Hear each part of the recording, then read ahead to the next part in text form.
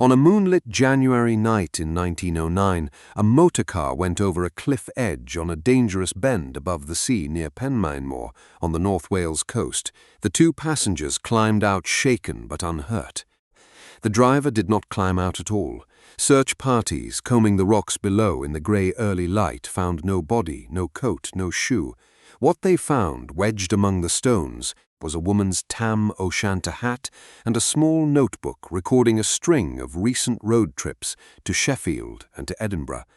The driver's name was Violet Charlesworth, and all of Britain was about to learn, in the weeks and months that followed, that she was worth considerably more to a great many people alive than dead. This is Soil of Crime, and I am glad you are here for this one. Before we go any further, subscribe to the channel and tell me in the comments where in the world you are listening from tonight. The case of Violet Charlesworth begins in Stafford, in the English Midlands, in January of 1884, in a family with considerably more ambition than money.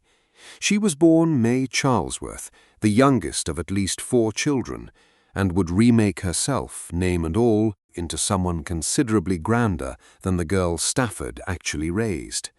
Her mother, Miriam Charlesworth, carried the kind of fierce social pretension that Victorian and Edwardian England produced in abundance among families sitting just below the class they believed they deserved to belong to.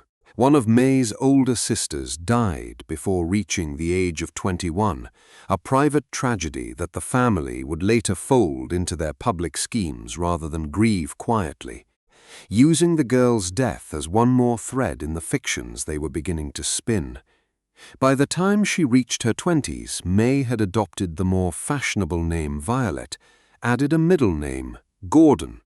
That meant nothing about her actual family, and everything about the story she was preparing to tell and become, in the family's own telling of itself, someone considerably closer to nobility than a Staffordshire tradesman's daughter had any right to claim.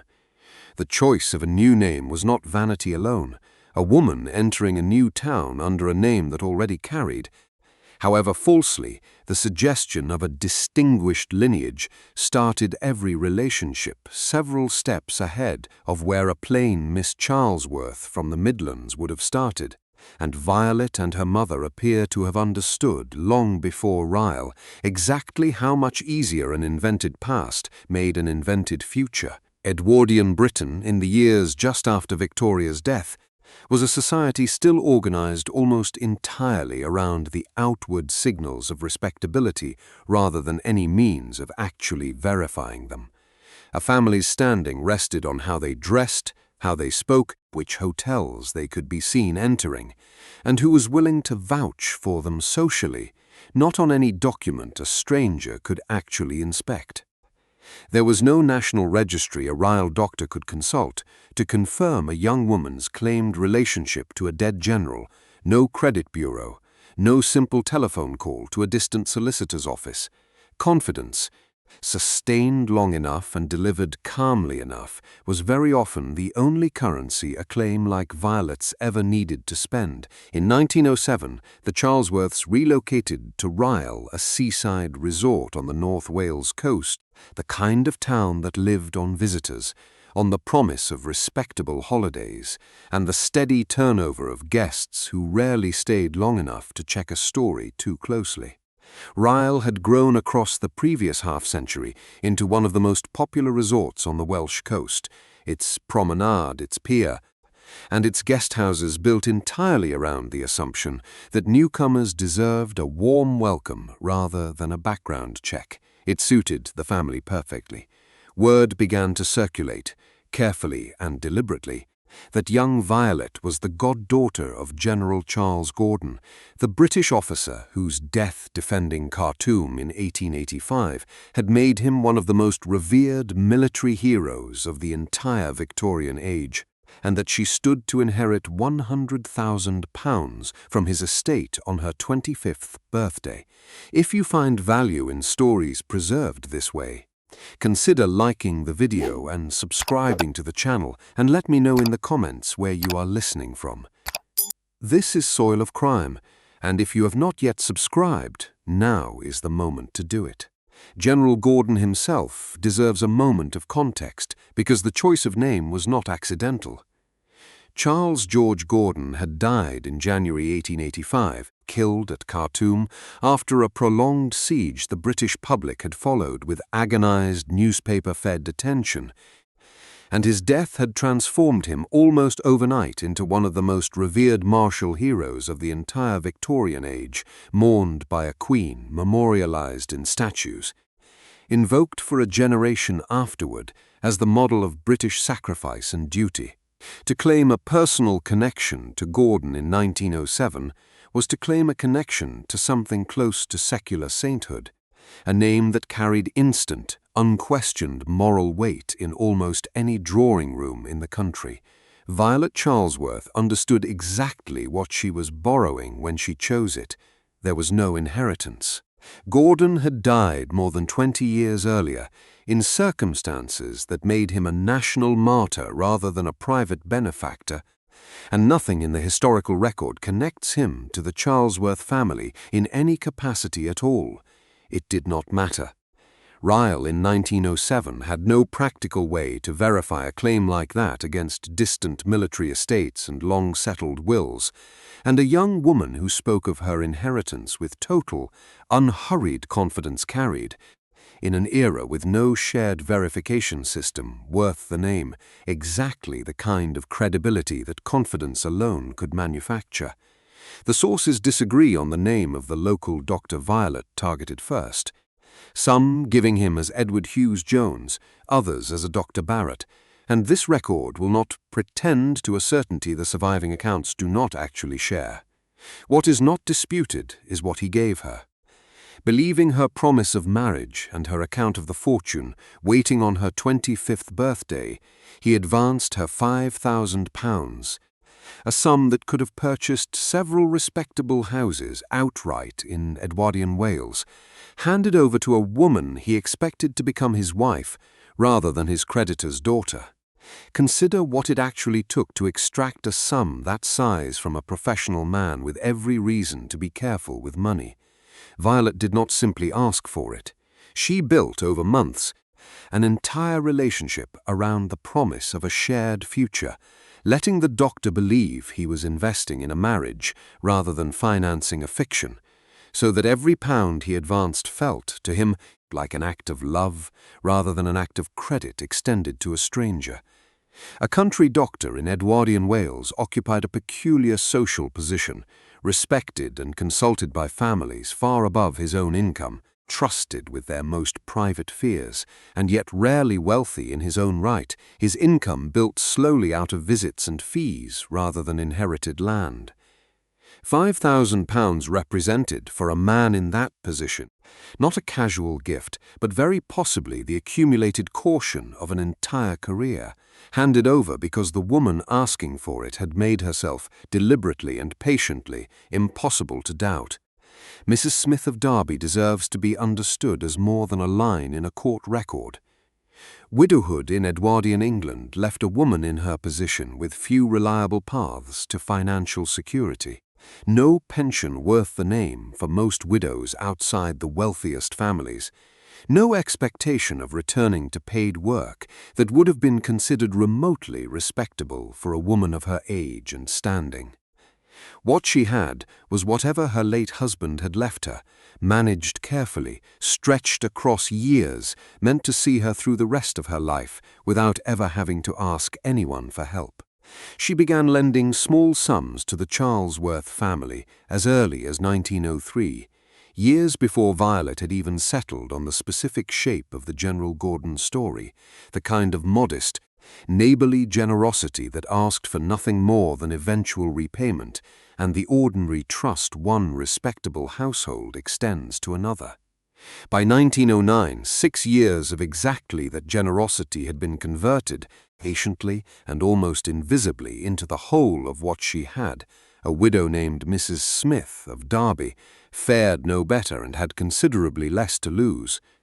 She had been lending the Charlesworths money since as early as 1903, years before the family had even settled the specific details of the Gordon inheritance story.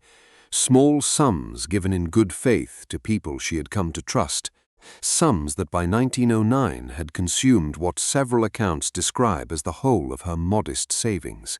A third victim, a man named Alexander MacDonald, was drawn in on an even grander promise, told he stood to receive a settlement of £150,000 once Violet's fortune finally arrived. Sit with the arithmetic of that scheme for a moment. A doctor's £5,000, a widow's entire life savings drawn out patiently across 6 years of small, trusting loans, a promise of £150,000 to a third man who had, by every indication, no more reason to doubt her than the other two. By the time the debts finally came due, stock speculation the family had layered on top of the original fraud had left them roughly £27,000 in the hole, a debt no goddaughter's inheritance, real or invented, was ever going to cover. What happened next on that clifftop road is coming. This is soil of crime, and if a story like this is worth telling honestly, subscribe so the next one finds you. A third victim, drawn in on the grandest promise of all, deserves his own moment here too. Alexander MacDonald was told he stood to receive a settlement of £150,000 once Violet's fortune finally arrived, a sum so large it should on its own have raised every possible warning a cautious man could raise. It did not, by the time a fraud has been running long enough, and has already absorbed a respected local doctor and a widow's life savings without any public scandal attaching to it.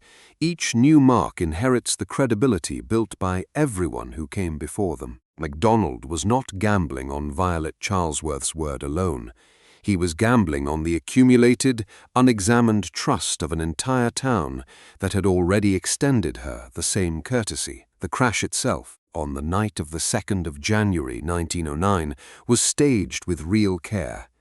Violet was driving with 2 passengers aboard who survived entirely unhurt on a bend above the sea that anyone local to Penmaenmawr would have known was dangerous enough to make a plunge over the edge, entirely plausible without any need for elaborate physical evidence. The identities of those 2 passengers, and the precise account each of them gave in the confusion that followed, matter enormously to how convincingly the whole scene played out, and yet the surviving record does not preserve their testimony in the kind of detail that would let this account tell you, with any confidence, whether they were unwitting bystanders, swept up in someone else's fiction, or knowing participants in the performance itself. That gap in the record is itself worth sitting with, a reminder that even a case this thoroughly investigated does not answer every question it raises. Motoring itself, in January of 1909, was still enough of a novelty on rural Welsh coastal roads that a car navigating a clifftop bend at night would already have drawn a certain wary attention from anyone local enough to be watching, and a crash at that exact spot required no elaborate staging beyond choosing the location well and trusting the darkness, the tide, and the unfamiliarity of motor accidents generally to do the rest of the persuading. Search parties found no body in the days that followed, only that tam-o'-shanter hat and the notebook recording her own recent travels north, details that read, in hindsight, less like the debris of an accident and more like a woman documenting her own escape route before she ever needed to use it. The story ran in newspapers across the country within days. A young heiress lost to the sea on the eve of claiming her fortune, exactly the kind of tragic, romantic tale the Edwardian press could not resist. Photographs of Violet circulated nationally as the public mourned a woman most of them had never met. Her face printed beside sympathetic headlines in papers whose readers had no reason whatsoever to doubt what they were being told.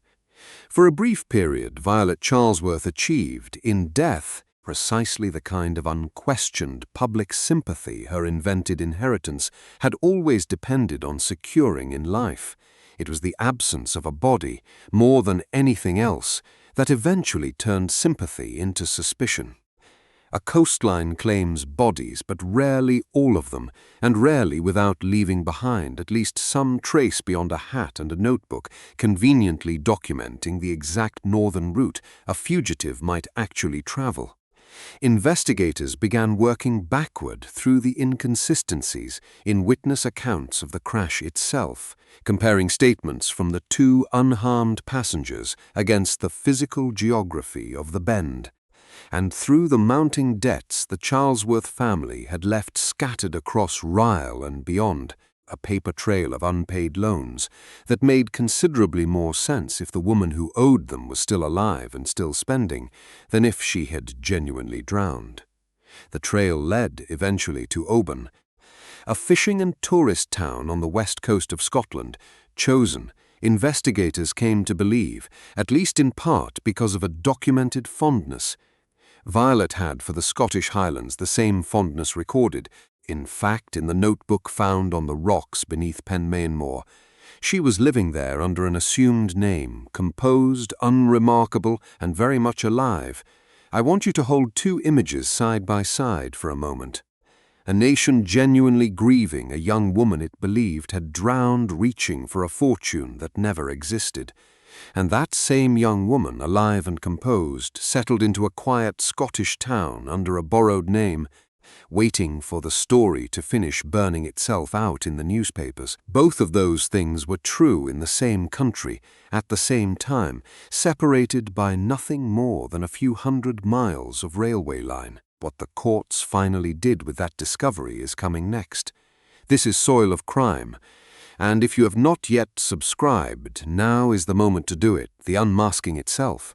Once the newspapers that had grieved her began reporting her arrest instead, produced a particular kind of public fury that a simple swindle rarely generates on its own. Readers who had genuinely mourned a stranger's death, who had felt something real reading about a young woman lost to the sea on the eve of her fortune, discovered they had been made to grieve for a lie. That sense of personal, emotional betrayal extended to an entire reading public rather than three named victims, followed Violet into the courtroom and colored every subsequent account of her case. Violet and her mother Miriam were tried together in 1910, convicted on 4 counts of conspiracy and 2 counts of obtaining money by false pretenses. Both were sentenced to 5 years penal servitude, a term a judge subsequently reduced to 3 years on appeal. A mother and daughter who had built an entire fictional inheritance together, standing together too, in the dock, when the fiction finally collapsed under its own weight. Miriam Charlesworth's own presence at that verdict is worth pausing on. She had raised her daughter inside a household organized, apparently for years, around the performance of a status the family did not actually hold, and whatever private reckoning passed between mother and daughter as their shared sentence was read, the historical record has not preserved it. What it has preserved is the plain fact that neither woman built this fiction alone, and neither woman answered for it alone either. The trial itself drew the kind of courtroom crowd that only a genuinely sensational unmasking could produce. Spectators who had followed the drowning story with real grief, months earlier now filled the public gallery to watch the same young woman answer for having engineered that grief deliberately. A reversal so complete that court reporters of the day struggled to describe the mood inside the room as anything other than a kind of collective, slightly ashamed fascination. The prosecution's case rested less on any single dramatic piece of evidence and more on the sheer accumulated weight of small inconsistencies: the missing body, the conveniently documented travel north, the debts that continued accruing interest a dead woman had no further use for, each detail unremarkable alone and damning together. The scale of the debt uncovered at trial reached far beyond the 3 victims this record has named specifically. Stock speculation layered on top of the original inheritance fiction had, by the time of the crash, left the family roughly £27,000 in the hole, a figure that implies a far wider circle of creditors, tradesmen, hoteliers and smaller lenders across Rhyl and beyond, most of whose individual names and individual losses never made it into the surviving newspaper accounts at all. The doctor, the widow, and Alexander MacDonald are simply the three whose stories happened to survive in enough detail to tell. They were very likely not the only ones who believed her. Consider, too, what it says about the era that a staged death was a more effective escape route than simply vanishing quietly would have been. A woman who owed £27,000 could not easily disappear while still alive, since a missing debtor invites exactly the kind of pursuit that creditors and courts were organized to conduct. A woman who was believed dead, by contrast, invited sympathy rather than pursuit, closed accounts rather than open investigations, and bought Violet Charlesworth precisely the kind of clean, unquestioned exit that a simple disappearance never could have managed on its own. She did not choose the clifftop by accident. She chose it because Edwardian Britain, for all its suspicion of confidence tricksters, remained remarkably reluctant to keep chasing anyone the newspapers had already agreed was dead. There is a particular cruelty worth naming in how neatly this scheme exploited the specific vulnerabilities of an Edwardian seaside town. Rhyl existed to welcome strangers, to extend the kind of provisional trust a holiday resort depends on for its entire economy, and Violet Charlesworth turned that same welcoming instinct into the exact opening her family needed. A doctor, who might have made careful inquiries about a prospective bride from an established local family, had no comparable instinct to interrogate a newcomer's claimed inheritance, because interrogating guests was not what a resort town like Rhyl was built to do. There is a broader pattern worth naming here, one that connects this case to a great many others examined in this record. Violet Charlesworth's fraud depended on the same asymmetry that let so many Victorian and Edwardian con artists operate for years before anyone thought to check their claims against reality. The assumption that a confident, well-spoken young woman, dressed appropriately and moving through the correct social circles, simply had less reason to lie than a person who looked as though they had something to hide. Respectability in an era with no shared identification system worth the name was almost entirely a performance available to anyone with the nerve to sustain it convincingly enough, and Violet Charlesworth sustained hers for the better part of 2 years before a coastline finally forced the question. The specialist motoring press of the era took its own interest in the case, for reasons that had nothing to do with sympathy for her victims. Violet Charlesworth's release from prison was noted in the Autocar, a magazine devoted to the still new world of motor vehicles, a small but telling sign of how thoroughly the staged crash itself, rather than the underlying fraud, had captured the public imagination. Britain in 1909 was still working out what to make of the motor car as a genuinely dangerous, genuinely modern object, and a young woman apparently killed at speed on a coastal bend fit a cultural anxiety about the automobile every bit as neatly as it fit the older, more familiar story of a swindler finally caught. Violet was released from prison in February of 1912. She returned to Scotland, and the historical record, having followed her with obsessive attention for 3 years, simply stops. No further sighting, no further scheme, no death notice anyone has ever definitively matched to her. The woman who once staged her own drowning to escape one identity seems to have found, in the end, a considerably quieter way to disappear into another one. I want to leave you with the question this case has never resolved. A doctor gave her £5,000, believing he was securing a marriage. A widow gave her the accumulated trust of 6 years, believing she was helping a family in temporary difficulty. Both of them were, in the end, financing a fiction so complete that its author was willing to let an entire nation believe her dead, rather than face what she actually owed. Tell me, honestly, which of those two victims you think the fraud cost more? The man who lost a fortune or the widow who lost what little she had left? And subscribe if you want more cases held to that same honest scrutiny. That is the case of Violet Charlesworth, the heiress who was never an heiress at all. This is soil of crime. If this story stayed with you, subscribe and share it with someone who loves history as much as you do. And tell me in the comments where in the world you are listening from tonight. Every comment keeps these forgotten stories alive, and we read everyone. I will see you in the next case. Penmaenmawr's Cliff Road still runs along the same stretch of Welsh coastline today, guardrails considerably more substantial than anything that stood there in 1909. No plaque anywhere marking the bend where a young woman's hat and notebook once convinced an entire country to mourn her. Rhyl itself has weathered the ordinary decline and revival of 100 years of British seaside tourism, still living in its own way on the same provisional trust it extended so easily to the Charlesworth family.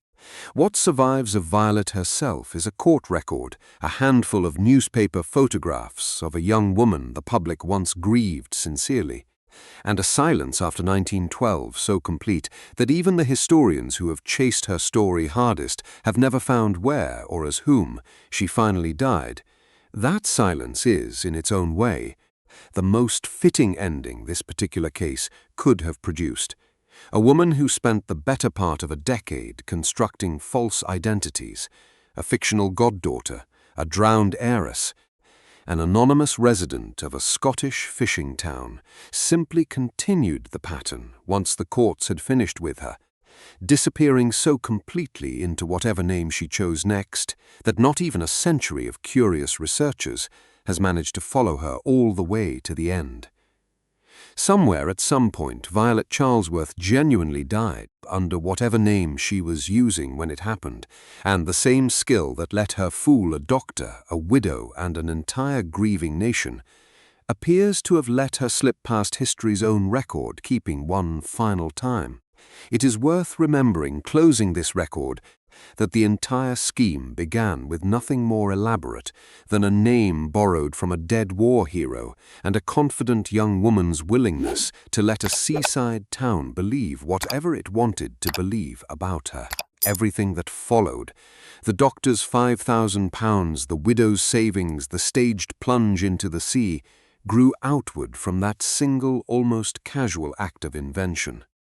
Somewhere between a Staffordshire birth certificate reading May Charlesworth and a Scottish fishing town's quiet acceptance of a stranger with no past worth mentioning, an entire life was built and then abandoned twice over, and the woman who built it never once had to answer, in her own voice, for which parts of either life had ever actually been true.